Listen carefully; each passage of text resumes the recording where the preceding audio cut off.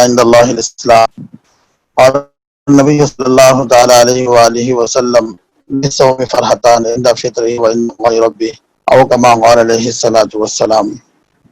میرے بھائیوں، عزیز دوستوں، بزرگوں، اللہ تعالیٰ کا بڑا انعام ہے، احسان ہے۔ اللہ تعالیٰ نے دین کی نسبت پر ہم سب کو یہاں پر جمع فرمایا ہے۔ اللہ کے رسول علیہ الصلوۃ والسلام نے اس پر بھی آمین فرمایا۔ جبرائیل علیہ السلام نے جو تیسری بدعا دی اور پھر کہا کہ ہلاک ہو جاوے وہ شخص جس کے ماں باپ ضعیف ہو گئے ہوں، دونوں یا دو میں سے کوئی ایک ضعیف ہو گئے ہوں، اور وہ ان کی خدمت کر کر جو ہے اپنے آپ کو جنت کا حقدار نہ بنایا ہو۔ تو اس سے بات معلوم ہوتی ہے کہ رمضان کا مہینہ جب ملا ہے تو مغفرت ہونی ہی ہونی ہے۔ رمضان کا مہینہ جب ملا ہے تو اس کے لیے مغفرت کا پروانہ حاصل کرنا ہی ہے۔ اس لیے اللہ کے رسول علیہ السلام کی حدیثوں سے بات معلوم ہوتی ہے کہ رمضان کا مہینہ جو جس نے پایا ہو اور پھر بھی اس کی مغفرت نہیں ہوئی، وہ آدمی بڑا ہی بد نصیب ہے۔ اس لیے اللہ والے بات ارشاد فرماتے ہیں، رمضان میں جس کی مغفرت ہو گئی اس کی علامت یہ ہے کہ رمضان کے بعد وہ مغفرت والے کام کرتا رہے۔ ہر چیز کی ایک علامت ہوتی ہے۔ ایک آدمی ڈاکٹر ہے تو اس کی ایک علامت ہوتی ہے، اس کی علامت یہ ہے کہ وہ ہمیشہ اکثر وقت وہی باتیں کرتا ہے اور اس کا دماغ اسی چیز میں کام کرتا رہتا ہے اور اسی سے متعلق وہ سوچتا بھی ہے۔ جب آپ اس ڈاکٹر سے گفتگو کرتے ہیں تو باتوں باتوں میں صحت کی بات کرتا ہے۔ بہرحال جو آدمی جس لائن کا جس فیلڈ کا ہوتا ہے اس کے اوپر اس کے اثرات ہوتے ہیں، اس کے اوپر اس کے وہ اثرات ہوتے ہیں۔ اسی طرح جس آدمی کی مغفرت ہو جاتی ہے، مغفرت والے اعمال بھی اس کے اعضاء سے ظاہر ہوتے ہیں، مغفرت والے اعمال اس کی زندگی میں آ جاتے ہیں۔ مغفرت کی علامت یہ ہے کہ آدمی مغفرت والے اعمال میں لگا رہے۔ مغفرت کی علامت یہ ہے آدمی مغفرت والے اعمال میں لگا رہے۔ جس کی مغفرت ہو گئی اللہ اس کو ہدایت سے نواز دیتے ہیں۔ دنیا میں اعمال میں مغفرت میں لگ جانا یہ ہدایت کی علامت ہے۔ اللہ کے رسول سے پوچھا گیا، اے اللہ کے رسول، ہدایت کی کوئی علامت ہے؟ ہدایت کی کوئی علامت ہے؟ اللہ کے رسول علیہ الصلوۃ والسلام نے فرمایا، ہاں ہدایت کی علامت ہے۔ ہدایت کی علامت یہ ہے کہ تیرا دل دنیا سے نکل کر ہمیشہ ہمیشہ کی آخرت طرف لگ جائے۔ ہدایت کی علامت یہ ہے، مغفرت کی علامت یہ ہے، ہدایت کی علامت یہ ہے کہ یہ دنیا سے دل کے اندر دوری پیدا ہو جائے، دل دنیا سے ہٹ جائے، دنیا کے معاملے میں دل میں بوجھ پیدا ہو جائے، ہماری طبیعت، ہمارا مزاج اور ہمارا دل دنیا سے ہٹ کر آخرت کی طرف لگ جائے۔ جس کا دل آخرت سے ہٹ کر دنیا میں لگ گیا وہ ہدایت کی علامت نہیں ہے، وہ اس بات کی علامت ہے کہ اس آدمی کو ابھی ہدایت ملنی باقی ہے۔ اس آدمی کو ہدایت کے لیے کوشش کرنی چاہیے، اللہ سے ہدایت مانگنی چاہیے، اس آدمی کو ہدایت حاصل کرنی چاہیے۔ یہ اس بات کی علامت ہے کہ یہ آدمی کا دل آخرت سے ہٹ کر دنیا میں پڑا ہوا ہے اور دنیا میں لگا ہوا ہے۔ ہدایت کی علامت یہ ہے کہ آدمی کا دل دنیا سے نکل کر آخرت میں لگ جائے، یہ ہدایت کی علامت ہے۔ اور یہ چیز حاصل ہوتی ہے رمضان کے مہینے سے۔ اس لیے صحابہ کے سامنے ہمیشہ آخرت تھی، ہمیشہ ان کے دل ہدایت سے بھرے ہوئے تھے۔ صحابہ 24 گھنٹے آخرت کو سامنے پاتے تھے۔ رمضان آ گیا، رمضان صحابہ کیسا گزارتے تھے؟ رمضان صحابہ ایسے گزارتے تھے جیسا گویا کہ وہ ایک رحمت کے سمندر میں ہوتے مار رہے ہیں۔ ہمیشہ وہ آخرت کی یاد میں، آخرت کی فکر میں، آخرت کی تیاری میں لگے ہوئے رہتے تھے۔ یوں تو صحابہ کے نزدیک سمجھو رمضان غیر رمضان دو برابر ہی تھے۔ عام وقت میں صحابہ کی جو زندگی تھی میرے بھائیوں، ہم اس کا آج تصور کرنا مشکل ہے۔ کہنے والوں نے کہا ہے، اللہ والوں نے اپنی کتابوں میں لکھا ہے کہ ہمارے راتوں کی عبادت صحابہ کے سونے کے برابر نہیں ہو سکتی۔ ہماری راتوں کی عبادت صحابہ کے سونے کے برابر نہیں، رات کے سونے کے برابر نہیں ہو سکتی، ہماری عبادت ان کے سونے کے برابر نہیں ہو سکتی، تو ان کی عبادت کا کیا حال تھا ہوگا؟ پھر کہا گیا ہمارا اللہ کے راستے میں خرچ کرنا انہوں نے جو اپنی ذات پر خرچ کیا ہے اس کے برابر نہیں ہو سکتا. ہم نے جو پیسہ اللہ کے راستے میں راہ خدا میں ہم نے جو پیسہ خرچ کیا ہے اور صحابہ نے جو اپنی ذات پر اپنا پیسہ خرچ کیا ہے، ہمارا اللہ کے راستے میں پیسہ خرچ کرنا صحابہ کا اپنے ذات پر خرچ کرنے کے برابر ہمارا پیسہ جو ہم نے اللہ کے راستے میں خرچ کیا ہے وہ عمل اس کے برابر نہیں ہو سکتا جو صحابہ نے اپنی ذات پر خرچ کیا ہے.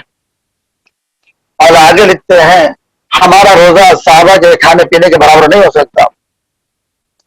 یہ بات میں اصل آپ سے عرض کرنا چاہتا تھا کہ ہمارا روزہ صحابہ کے کھانے پینے کے برابر نہیں ہو سکتا، تو صحابہ کا خصوصاً رمضان کا روزے کا کیا ہوتا ہوگا؟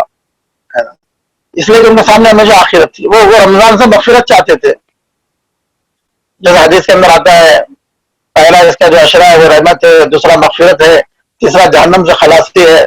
تو صحابہ بھرپور رحمت مغفرت مکمل طور پر جہنم سے خلاصی حاصل کرنا چاہتے تھے، اس لیے ان کے روزے ایسے ہی تھے. ان کے سامنے ہمیشہ آخرت ہوتی تھی، صحابہ کے سامنے ہمیشہ آخرت ہوتی تھی. ایک صحابی حارثہ رضی اللہ تعالیٰ عنہ اللہ کے نبی نے پوچھا آپ نے صبح کس طرح کیا؟ صبح کس طرح کیا؟ کہا کہ اللہ کے رسول میں روزانہ صبح اس طرح کرتا ہوں، جب میں صبح کرتا ہوں، جب بھی میں نیند سے بیدار ہوتا ہوں صبح کرتا ہوں تو میری صبح تو ایسی ہوتی ہے کہ میں تو اللہ کے عرش کو سامنے پاتا ہوں، گویا کہ اللہ کا عرش میرے سامنے ہے. نیند سے اٹھتا ہوں تو گویا کہ اللہ کا عرش میرے سامنے ہے، اور میں دیکھتا ہوں جنت، گویا کہ جنت میرے سامنے ہے، میں جنتیوں کو دیکھ رہا ہوں اور ان لوگوں کے آپس کے ملاقات کرنے کو جنتی جو آپس میں ایک دوسرے سے ملاقات کر رہے ہیں میں اس کو اپنی آنکھوں سے دیکھ رہا ہوں. اور میں جہنم کو بھی دیکھتا ہوں، جہنمیوں کے چیخ و پکار کو سنتا ہوں، اور جہنمیوں کا عذاب کے مارے ایک دوسرے کے اوپر گرے جاننے کو میں گویا کہ اپنی آنکھوں سے دیکھ رہا ہوں. میں تو صبح اس حال میں کرتا ہوں. اللہ کے رسول علیہ الصلوۃ والسلام نے فرمایا حارثہ انت مومن، حارثہ تم کامل مومن ہو، تم کامل ایمان والے. یہ چیز کا حاصل ہونا، رمضان سے ہمارا یہ مزاج کا بن جانا، یہ رمضان کا مقصد ہے. ہمارے دل دنیا سے نکل کر آخرت کی طرف آ جانا، اس لیے اللہ رمضان دیتے ہیں ہمارے اندر یہ چینجز آ جائے، ایسی تبدیلی ہمارے اندر آ جائے.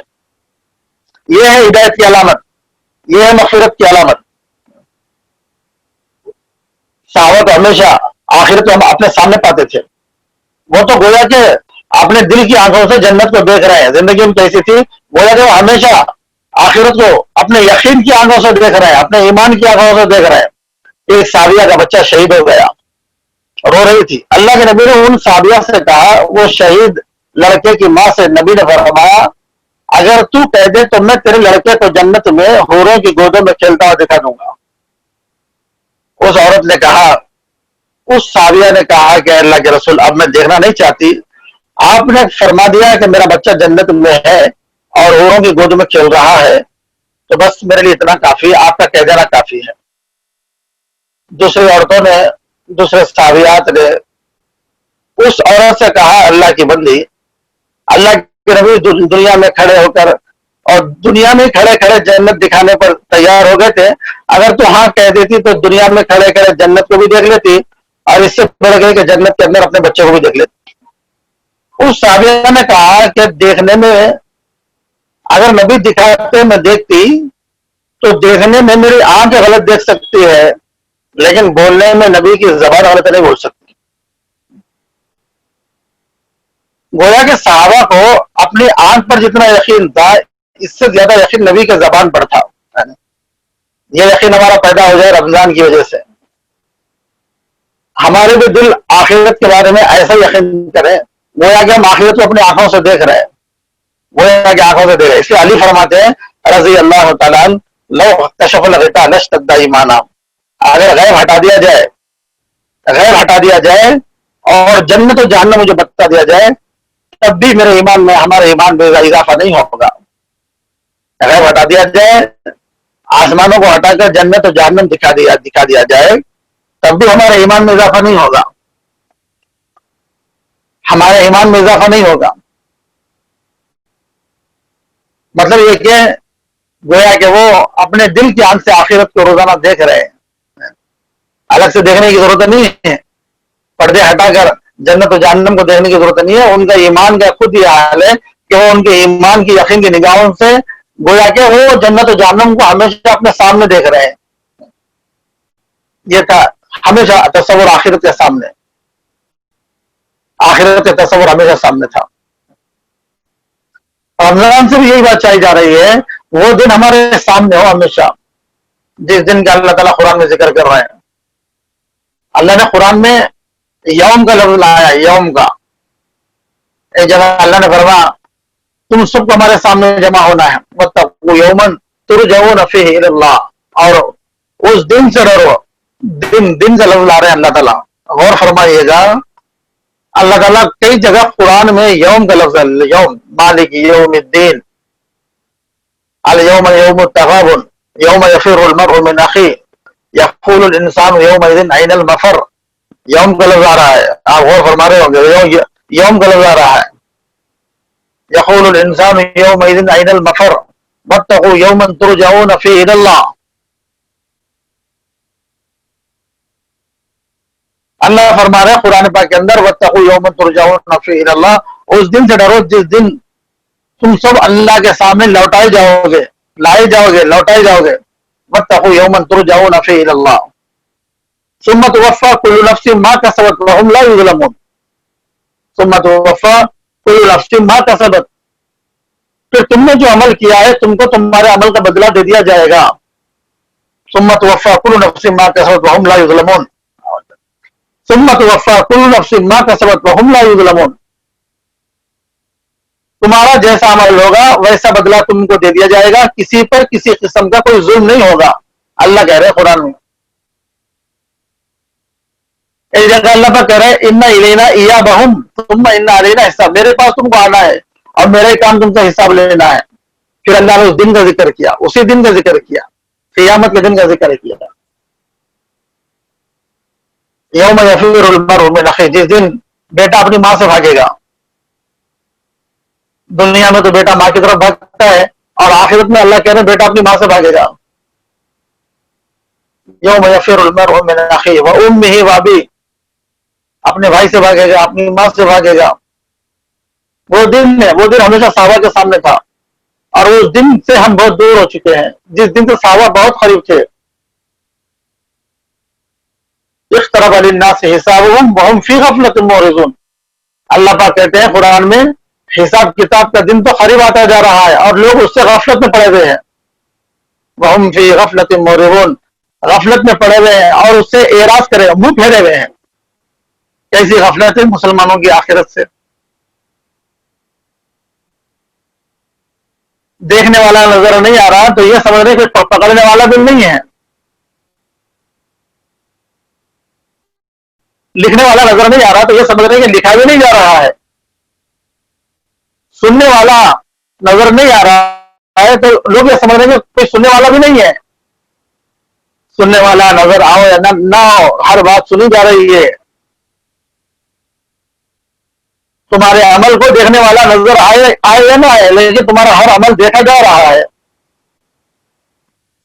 واللہ خبیر بما تعملون، اللہ تعالیٰ تمہارے ہر عمل سے باخبر ہے۔ واللہ بصیر بما یعملون، تمہارے ہر عمل کو اللہ دیکھ رہے ہیں۔ واللہ بصیر بما یعملون، اللہ تمہارے ہر عمل کو دیکھ رہے ہیں۔ وما اللہ بغافل عما تعملون، جو کچھ تم عمل کر رہے ہیں اللہ اس سے غافل نہیں ہے، اللہ باخبر ہے، اللہ دیکھ رہے ہیں، اللہ غافل نہیں ہے، وہ بصیر ہے، وہ خبیر ہے، وہ غفلت سے پاک ہے۔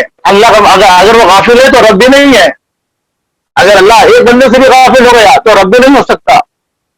رب وہ ہوتا ہے جو ہر مخلوق سے اللہ باخبر ہے، غافل نہیں ہے۔ جاندار تو جاندار، بے جان سے بھی اللہ باخبر ہے۔ جس کو پیڑ کے پتوں کا علم ہے وہ انسان کے حرام حلال سے بے خبر کیسے ہو سکتا ہے؟ جس کو سمندر کے خطروں کی فکر ہے، جس کو سمندر کے خطروں کی خبر ہے، اسے یہ پتا نہیں کہ فرض کون پڑھ رہا ہے، فرض کون چھوڑ رہا ہے.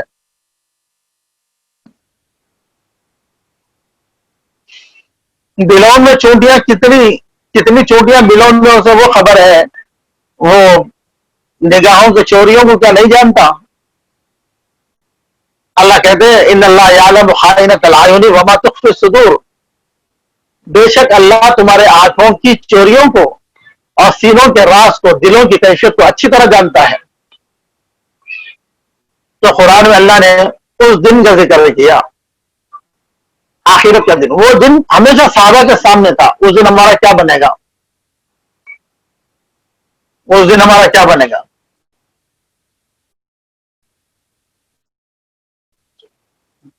اس دن ہمارا کیا بنے گا؟ ہمیشہ وہ دن صحابہ کے سامنے تھا. یہی وجہ ہے اللہ کے نبی علیہ الصلوۃ والسلام نے ایک مرتبہ ایک قیدی کو نبی کے سامنے گرفتار کر کے لایا گیا. جنگ بدر میں جو قیدی تھے، وہ قیدیوں میں سے ایک قیدی وہ تھا جو نبی کی شان میں گستاخی کیا کرتا تھا. اس کو قید کر کر نبی کے سامنے لایا گیا. صحابہ نے کہا اللہ کے رسول، یہ قیدی وہ ہے جو مکے میں آپ کے بارے میں گستاخی کرتا ہے، آپ کی شان میں ناز زیبا لفظ لوگوں کے سامنے بیان کرتا ہے، لہذا آپ اس کے سامنے کے دانت نکال دیں تاکہ یہ آپ کے شان میں کوئی بات ہی نہ کر سکے، پورا لفظ نہ کہہ سکے. آپ اس کے سامنے کے 2 دانت نکال دیں. اللہ کے نبی نے فرمایا اگر میں سامنے کے 2 دانت اس قیدی کے نکال دوں، ہو سکتا ہے کل قیامت کے دن، اللہ کے نبی نے فرمایا اگر میں اس قیدی کے 2 دانت نکال دوں تو اللہ تعالیٰ کل قیامت کے دن میرے بھی 2 دانت نکال دے گا، جو حساب کتاب کا دن ہے. یہ تصور تھا ہمیشہ آخرت ہمارے سامنے ہے. وہ واقعہ آپ کو یاد ہوگا، عمر رضی اللہ تعالیٰ رات کے اندھیری میں گشت کر رہے ہیں. رات کے اندھیری میں عمر گشت کر رہے ہیں. ایک گھر سے آواز آ رہی ہے، دودھ بیچنے والے لوگ تھے، اور رات کی اندھیری میں گھر سے آواز آ رہی ہے. ماں بیٹی سے کہہ رہی ہے کہ بیٹی دودھ میں پانی ملا لو، اور بیٹی یہ کہہ رہی ہے کہ دودھ میں پانی ملانا امیر المومنین کا حکم نہیں ہے. اور وہ بوڑھی ماں کہہ رہی ہے کہ بیٹا امیر المومنین اس اندھیری آدھی رات کو تھوڑی دیکھ رہے ہیں. تو بیٹی نے فوراً جواب دیا امیر المومنین تو اس آدھی رات کو نہیں دیکھ رہے ہیں، لیکن وہ اللہ دیکھ رہا ہے. اسے تو ساری اندھیریاں اس کی نگاہ کو روک نہیں سکتی، ساری اندھیریاں اس کی نگاہ کو چھپا نہیں سکتی. رات کے اندھیری میں بھی ان کے سامنے آخرت تھی، اور دن کے اجالے میں بھی ان کے سامنے آخرت تھی. میرا اللہ مجھ کو دیکھ رہا ہے، یہ ان کا تصور تھا ہمیشہ. یوسف علیہ السلام کو جس وقت زلیخا نے اندر بلایا تھا غلط ارادے سے، وہ 7 محل بنائی تھی اور اس کے 7 دروازے تھے. 7 دروازوں سے اندر بلائی غلام تھے، ماننا تو فرض تھا. یوسف علیہ السلام اندر چلے گئے، شیطانیت سوار ہوئی، غلط کام کا ارادہ کر دی، اور ایک بت تھا، اس بت پر وہ کپڑا ڈال دی. یوسف علیہ السلام اس زلیخا سے کہنے لگے، عزیز مصر کی بیوی سے، بادشاہ کی بیوی سے کہنے لگے تیرا بت تو ایسا ہے کہ ایک کپڑا اس کے سر پہ آنکھ پر ڈال دیا گیا تو اس کی نگاہیں چھپ گئی، اور میرا اللہ تو وہ ہے جو یہ تیرے بنائے ہوئے 7 محل کے اوپر سے بھی دیکھ رہا ہے اور وہ 7 آسمان کے اوپر سے بھی دیکھ رہا ہے. اندھیریاں اللہ کی نظر کو روک نہیں سکتی. 100 فلور کی بلڈنگ ہے، 100 فلور کا اپارٹمنٹ ہے، بلڈنگ ہے، اور گراؤنڈ فلور پر گناہ ہو رہا ہے. اللہ کی نافرمانی، بدکاری اور گناہ زمین پر ہو رہا ہے، اور وہ زمین کے اوپر 100 فلور پڑے ہوئے ہیں، 100 چھت ہے، 100 پردے ہیں. کیا وہ 100 پردے اللہ کی نظر کو روک سکتے ہیں؟ وہ دن کے اجالوں میں بھی جیسے دیکھتا ہے، اور رات کے اندر جیسے ہی دیکھتا ہے، وہ زمین کے نیچے کی چیز کو ویسے دیکھتا ہے. وہ آسمان کے نیچے کی دنیا کو ویسے ہی دیکھتا ہے. اس لیے کہا کہ رات کے اندھیرے میں امیر المومنین تو نہیں دیکھ رہے ہیں، لیکن میرا اور آپ کا اور امیر المومنین کا رب تو ہم کو دیکھ رہا ہے. یہ تصور تھا ہمیشہ. جو کر رہے ہیں وہ ہم جو کر رہے ہیں وہ اللہ کے سامنے کر رہے ہیں. کوئی ہمارا عمل ہم اللہ سے چھپا بھی نہیں سکتے، کوئی ہمارا عمل اللہ سے چھپ بھی نہیں سکتا. یہ وجہ ہے عمر بن خطاب رضی اللہ تعالیٰ قرآن پڑھ رہے ہیں. قرآن پڑھ رہے ہیں. اذا الشمس كورت واذا النجوم انكدرت واذا الجبال سيرت واذا العشار عطلت واذا الوحوش حشرت واذا البحار سجرت واذا النفوس زوجت واذا الموءودة سئلت. وہاں تک پہنچے واذا الصحف نشرت واذا السماء كشطت واذا الصحف نشرت واذا الصحف نشرت. جس دن نام اعمال تقسیم کیے جائیں گے، جس دن نام اعمال بانٹے جائیں گے، تقسیم کیے جائیں گے، سارا کا سارا قیامت کا منظر سامنے آ گیا. ڈر گئے، کام گئے. ایک قرآن کا ٹکڑا کان میں، ایک قرآن کے ٹکڑے کو پڑھا. وَإِذَا الصُّحُفُ نُشِرَتْ. جس دن ہمارے زندگی بھر کے اعمال ہمارے ہاتھ میں دے دیے جائیں گے. وَإِذَا الصُّحُفُ نُشِرَتْ. جس دن ہمارے زندگی بھر کا کیا ہوا عمل نتیجے کی شکل میں ہمارے ہاتھ میں دے دیا جائے گا. اتنا اثر ہوا، اتنا اثر ہوا، بے ہوش ہو گئے. قرآن کا ایک ٹکڑا عمر جیسے شخص کو بے ہوش کر ڈالا تھا، جس کے بارے میں اللہ کے نبی نے فرمایا ان الشیطان یخاف منک یا عمر. عمر تم تو وہ ہو کہ تم سے تو شیطان بھی ڈرتا ہے.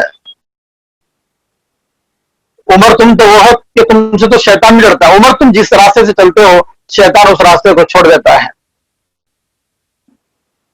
عمر کا راستہ شیطان چھوڑ دیا اور شیطان کا راستہ مسلمان چھوڑنا مشکل ہو گیا.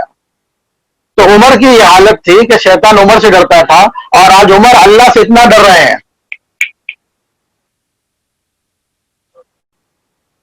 آج عمر اللہ سے اتنا ڈر رہے ہیں. وَإِذَا الصُّحُفُ نُشِرَتْ. اس دن نام اعمال تقسیم ہوں گے. سارا کا سارا آخرت کا تصور ذہن میں آ گیا اور بے ہوش ہو گئے. قرآن کا ایک ٹکڑا عمر کو بے ہوش کر دیا. آج ہم پورا قرآن سن کر بھی ہوش میں آنا مشکل ہو گیا. پورا قرآن سن کر بھی ہوش میں آنا مشکل ہو گیا. آج امت قرآن پڑھ رہی ہے، بعض جگہ تو تراویح. اب تو خیر یہ لاک ڈاؤن کی وجہ سے مسجدیں بند ہیں. زیادہ آدھا پارا علم ترا مسجدوں میں ہو رہا ہے. عام رمضان میں حالت یہ ہے کہ 2 دن میں قرآن پڑھتے ہیں، 3 دن میں قرآن، 2 دن میں قرآن. اب تو حد یہ ہے کہ ایک ہی رات میں قرآن، ایک ہی درخواست میں سب درخواست. اگر پڑھنے آئے تو ایسا پڑھنے آئے کہ ایک ہی رات میں ساری قرآن پڑھ لی. رمضان کے بعد جب پلٹ کر چلے تو پھر 1 سال تک نہ قرآن پڑھنے کا موقع ملا، نہ قرآن دیکھنے کا موقع ملا. سنت موقع تھا 20 رکعت میں تو ماشاءاللہ ہم نے قرآن سنا ہے. رمضان کے بعد کیا ہم نے فرض نمازوں میں قرآن سنا ہے؟ تو عمر کا تو حال یہ تھا کہ ایک آیت کا ٹکڑا ان کو بے ہوش کر دیا. 40 دن تک اپنے گھر پر بیمار رہے. اس لیے عمر فرماتے تھے رضی اللہ تعالیٰ عنہ کہ کل قیامت کے دن اللہ مجھے برابری پر چھوڑ دے. عمر کے نیکیاں اور عمر کے گناہ 2 برابر ہو جائے. نہ نیکی پر ثواب ملے، نہ گناہ پر عذاب ملے. نہ نیکی پر ثواب ملے اور نہ میرے گناہ پر مجھے عذاب ملے. عمر کے پلڑے نیکی اور گناہ کے برابر ہو جائے. اللہ عمر کو برابری پر چھوڑ دے. نہ جنت ملے، نہ جہنم ملے، نہ ثواب ملے، نہ عذاب ملے. تب بھی عمر تو کامیاب ہے، تب بھی عمر تو کامیاب ہے. یہ فرما کرتے تھے عمر رضی اللہ تعالیٰ. اس لیے میرے بھائیوں وہ تصور ہمارے سامنے آئے. ابو بکر صدیق رضی اللہ تعالیٰ فرما کرتے تھے کاش میں ایک پیڑ کا پتا ہوتا تو اچھا تھا، جانور کھا لیتا. کاش جانور ہی ہوتا تو اچھا تھا جس کو ایک انسان کھا لیتا. نہ کل کو نہ حساب تھا، نہ کتاب تھا، نہ پوچھ تھی نہ پکڑ تھی، نہ سوال تھا نہ جواب تھا.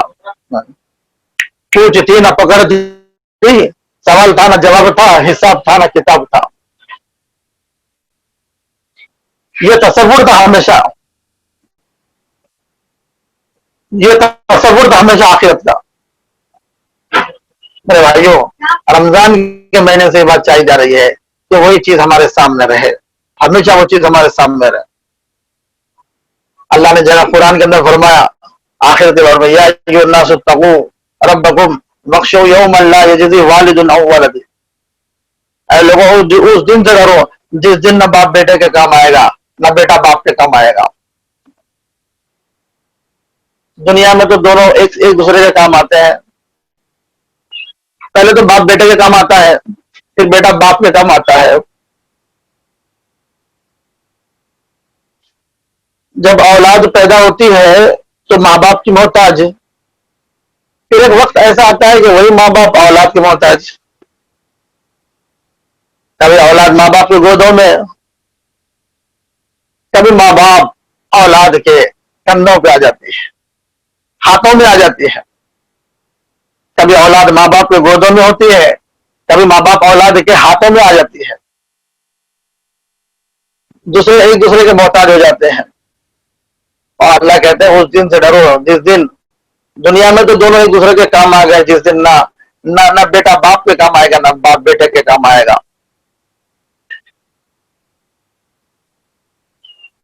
یوم لا یجزی والد عن ولدہ ولا مولود هو جاز عن والدہ شیئا.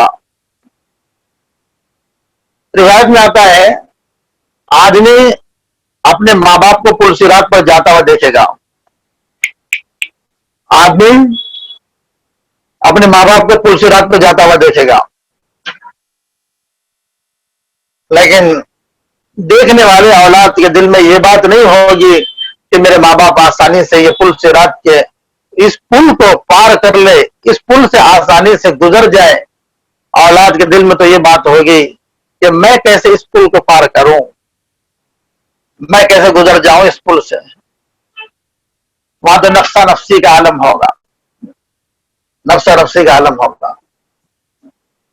اس لیے اللہ کے رسول علیہ الصلوۃ والسلام نے ہمیشہ صحابہ کو اس دن کو یاد دلایا ہے، اور صحابہ ہمیشہ اس دن کو سامنے رکھ کر زندگی گزارتے تھے.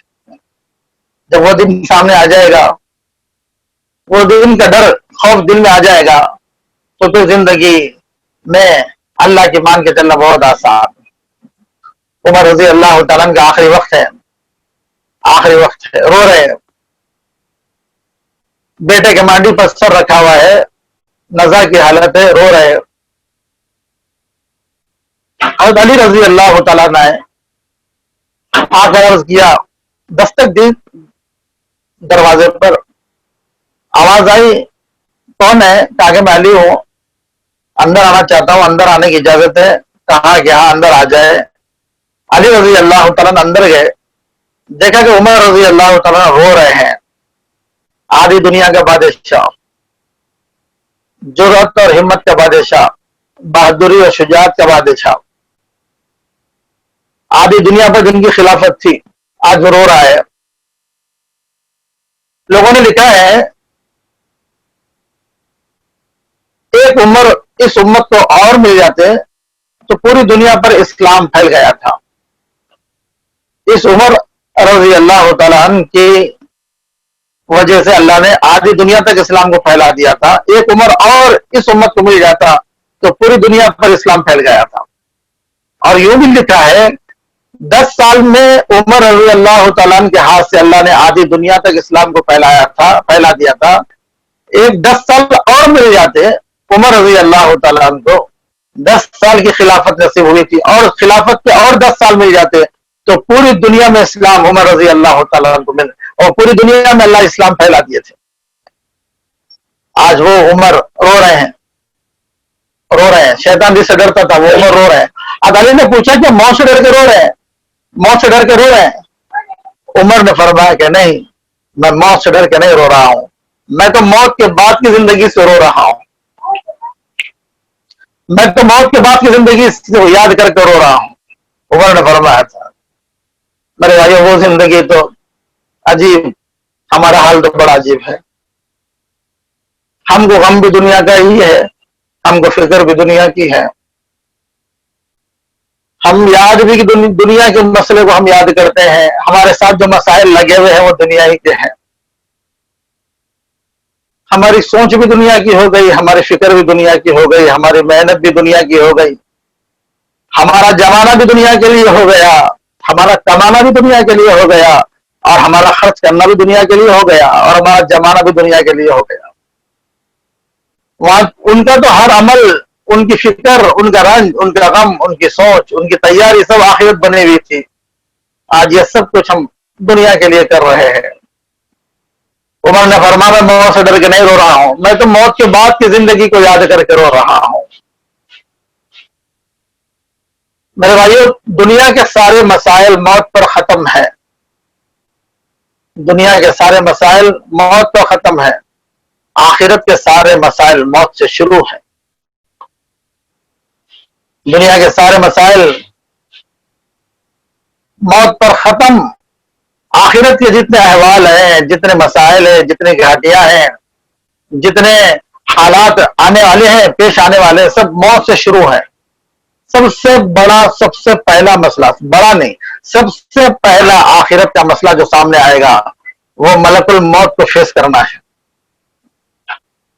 وہ ملک الموت سے ملاقات ہے۔ اس لیے میرے بھائیوں، آخرت ہمیشہ ہمارے سامنے ہو، ہمیشہ ہمارے سامنے ہو۔ عبداللہ بن رواحہ اللہ کے نبی نے ان عبداللہ بن رواحہ کو جنگ موتا میں بھیجا تھا۔ 3 امیر بنائے تھے نبی نے، زید بن حارثہ، عبداللہ بن رواحہ اور جعفر بن ابی طالب رضی اللہ تعالیٰ، جعفر بن ابی طالب رضی اللہ تعالیٰ، یہ ابو طالب کے بڑے بھائی ہیں۔ یہ تینوں کو اللہ کے رسول علیہ السلام نے جنگ موتا میں امیر بنا کے بھیجا تھا۔ جب یہ جا رہے تھے، عبداللہ بن رواحہ رونے لگے۔ اللہ کے نبی نے فرمایا زید بن حارثہ امیر ہوں گے۔ کون ہے زید بن حارثہ؟ اللہ کے نبی نے فرمایا زید بن حارثہ امیر ہوں گے، اگر زید بن حارثہ شہید ہو جائے تو عبداللہ بن رواحہ امیر ہوں گے، اگر عبداللہ بن رواحہ بھی شہید ہو جائے تو جعفر بن ابی طالب یہ امیر ہوں گے۔ اور یہ تینوں بھی شہید ہو گئے، اور ان کو یقین بھی تھا، نبی کی زبان سے اگر یہ جملہ نکل گیا اگر یہ شہید ہو جائے تو بس یہ سمجھو کہ وہ شہید ہونے والا ہی ہے۔ نبی کی اس گفتگو کو ایک یہودی سن رہا تھا، اور اس یہودی نے سن کر کہہ دیا بس یہ تینوں تو شہید ہو کر رہیں گے۔ عبداللہ بن رواحہ کو یقین ہو گیا تھا کہ اب تو میں شہید ہو چکا ہوں۔ عبداللہ بن رواحہ رو رہے ہیں۔ لوگوں نے کہا کیا شہادت کی بات سن کر، نبی کے زبان سے شہادت کی بات سن کر رو رہے ہو؟ کہا کہ میں تو شہادت سے کبھی نہیں رویا، نہ رو رہا ہوں، میں شہادت سے نہیں رو رہا ہوں، مجھے قرآن کی ایک آیت رلا رہی ہے۔ وہ آیت کیا ہے؟ وہ آیت یہ ہے، اللہ نے قرآن میں فرمایا وَإِن مِّنكُمْ إِلَّا وَارِدُهَا كَانَ عَلَىٰ رَبِّكَ حَتْمًا مَّقْضِيًّا وَإِن مِّنكُمْ إِلَّا وَارِدُهَا كَانَ عَلَىٰ رَبِّكَ حَتْمًا مَّقْضِيًّا۔ اللہ کہہ رہے ہیں تم میں سے ہر ایک کو، وَإِن مِّنكُمْ إِلَّا وَارِدُهَا، تم میں سے ہر ایک کو اس پر وارد ہونا ہے، اس پر سے گزرنا ہی گزرنا ہے۔ کس پر سے؟ جہنم کے اوپر سے گزرنا ہی گزرنا ہے، تم میں سے ہر ایک کو، چاہے وہ ولی ہو، چاہے وہ صحابی ہو، چاہے وہ نبی ہو۔ کانا علی ربک حتما مقضیہ، اور یہ ایک اللہ پر قسم ہے جو پوری ہو کر رہے گی، ایک طے شدہ امر ہے جو پورا ہو کر رہے گا، ایک اٹل فیصلہ ہے اللہ کا جو پورا ہو کر رہے گا کہ جہنم کے اوپر سے گزرنا ہے۔ عبداللہ بن رواحہ نے کہا اگر میں شہید بھی ہو گیا، اگر میں شہید بھی ہو جاؤں تو مجھے اللہ کے فرمان کے مطابق، جو اللہ تعالیٰ نے اٹل فیصلہ طے کر کے رکھا ہے، جو اللہ تعالیٰ کا طے شدہ امر ہے، اللہ کے فرمان کے مطابق مجھے جہنم کے اوپر سے تو گزرنا ہی گزرنا ہے۔ پتہ نہیں کہ میں اس پل صراط پر سے پار ہوں گا کہ نہ ہوں گا، اور میں اس کو پار کر سکوں گا کہ نہ کر سکوں گا۔ وہ دن مجھے رلا رہا ہے، وہ دن مجھے رلا رہا ہے۔ میرے بھائیو، 1500 برس کا راستہ بتایا جاتا ہے، اور بال سے باریک تلوار سے تیز، اور 1500 برس کا ہے، 500 چڑھاؤ ہے، 500 لیول ہے، 500 پھر ڈھلان ہے، اتار ہے۔ جنت کے راستے میں جہنم ہے۔ آپ جنت کو جانا چاہیں تو जहन्नम के ऊपर से गुजरे बगैर जन्नत तक कोई नहीं पहुंच सकते। अल्लाह हम सबको जहन्नम से बचाकर जन्नत का दाखिला आसान फरमा दे। कोई भी आदमी जहन्नम से गुजरे बगैर जन्नत में दाखिल नहीं हो सकता, इसलिए कि जन्नत के रास्ते में जहन्नम है। जहन्नम से गुजर कर ही जन्नत को जाया जाता है। अब्दुल्लाह बिन रवाहा ने कहा, मुझे पता नहीं कि मैं उसको पार कर सकूंगा कि नहीं कर सकूंगा। इसलिए अब्दुल्लाह बिन रवाहा रोने लगे। क्यों? उनके सामने हमेशा आखिरत थी। वो शहीद भी हो रहे हैं, वो शहीद भी हो रहे हैं तो जहन्नम से डर रहे हैं। आज हम गुनाह करके भी अल्लाह के अजाब से बेफिक्र हो गए। कहते हैं अल्लाह वाले तो नेकी कर रोया करते थे, हम गुनाह करके हंसी मजाक में पड़ गए। वो लोग नेकी करके फिक्रमंद थे, हम गुनाहगार हो के बेफिक्र हो गए। वो नेकी करके फिक्रमंद थे, हम गुनाहगार हो के बेफिक्र हो गए। हमेशा उनके सामने आखिरत थी। इसलिए अल्लाह के नबी अलैहिस्सलाम ने अपनी बेटी फातिमा को बुलाया और फातिमा से कहा, इंतकाल से पहले फातिमा से कहा, फातिमा से फरमाया, बेटी फातिमा, आप ये नहीं समझना कि मैं नबी की बेटी हूँ, नबी मेरे वालिद है, मैं नबी की बेटी हूँ, तो क़यामत में जिसके अमल उसके साथ है। अपनी फूफू सफिया को बुलाया और कहा कि सफिया, तुम ये नहीं समझना मैं नबी की फूफू हूँ और नबी मेरे भतीजे, कल क़यामत में जिसके अमल उसके साथ है, जिसके अमल उसके साथ है। फातिमा का इंतकाल हुआ, खबर खो दी गई। हसन, हुसैन और अली रजी अल्लाह ताला, दो बेटे, दो जनाजे के पाए पकड़े हुए थे और एक तरफ का पाया हज़रत अली ने पकड़ा और एक जो पाया उठाए हुए थे अबू ज़र ग़िफ़ारी थे। जब फातिमा रजी अल्लाह अन्हा का डोला खबर पर रखा गया तो अबू ज़र ग़िफ़ारी खबर से बहुत दूर जाकर खड़े हो गए तदफीन तक। जब फातिमा रजी अल्लाह अन्हा की खबर खो दी गई, तदफीन से बहुत पहले, बहुत देर पहले, अबू ज़र ग़िफ़ारी फातिमा के खबर के पास आकर खड़े हो गए और आकर खड़े होकर खबर से कहने लगे कि खबर तू कितनी मुबारक है, तेरे अंदर फातिमा तो ज़हरा, अल्लाह के नबी की चहीती बीवी, नूर नजर, लख्त जिगर आने वाली है। जन्नत की औरतों के सरदार सय्यदतुन निसा आलिल जन्नह फातिमा तो ज़हरा रज़ी अल्लाह तआला अन्हा तेरे अंदर आने वाली है।